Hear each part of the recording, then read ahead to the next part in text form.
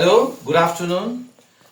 Today I am going to solve one important question for 2 marks in SC. Question is, if the vector A equals to 3i plus 4j and vector B equal to 8i plus mj are perpendicular to each other, find the value of m. Now solution of this question is, vector A, we have given vector A equals to 3i plus 4j. It is also can be written as 3 comma 4. Vector B equals to 8i plus minus mj, that is equals to 8 comma minus m. Since the vectors are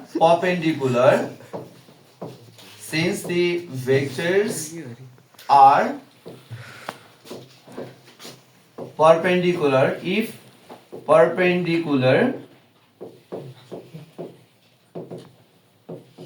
then their scalar product, which is also called dot product, is equals to 0.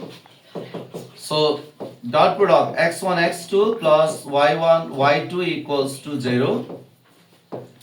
x1 for 3, x2 8 plus 4 dot minus m equals to 0, or minus 4m equals to minus 8 3 is 24.